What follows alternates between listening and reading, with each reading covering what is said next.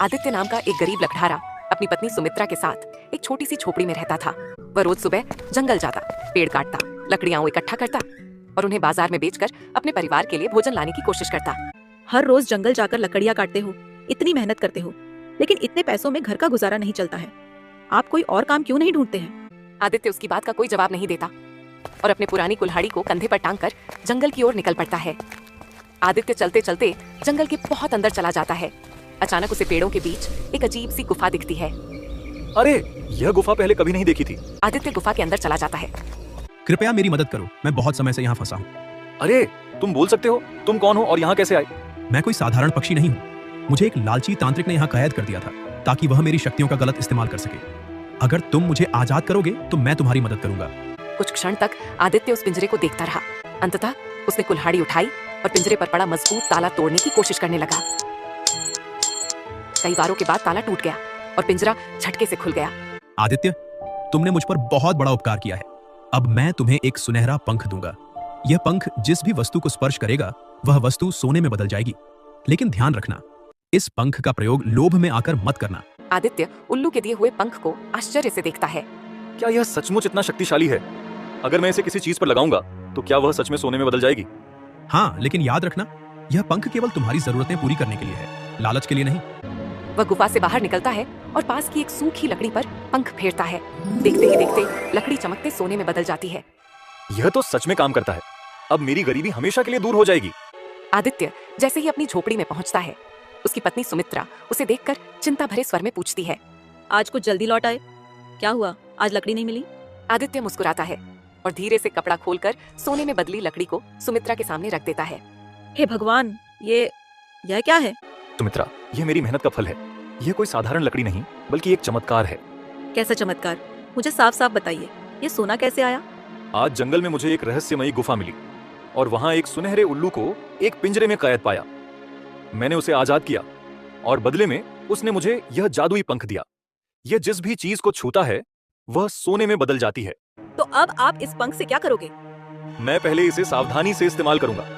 अगर हम थोड़ा थोड़ा सोना बेचेंगे तो अमीर बन सकते हैं और हमारी गरीबी हमेशा के लिए मिट सकती है। आदित्य कुछ सोने में बदले छोटे पत्थर को लेकर बाजार जाता है।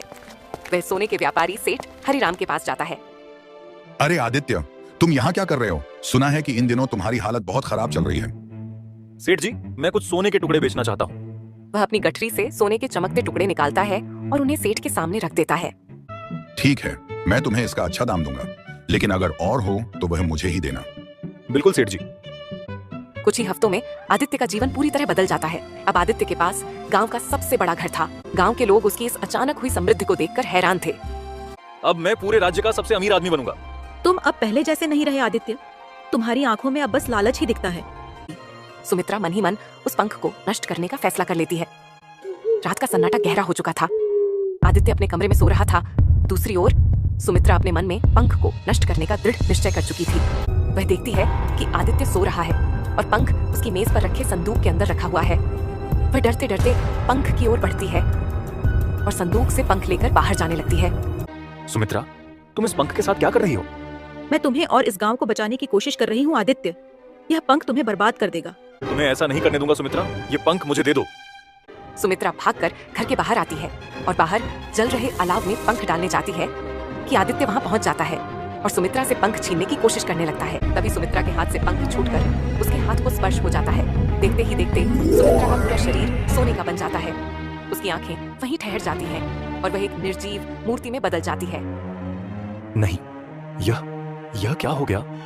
तभी अचानक हवा में एक तेज झोंका आता है और वही सुनहरा उल्लू प्रकट होता है। उसकी आंखों में गहरी गंभीरता होती है।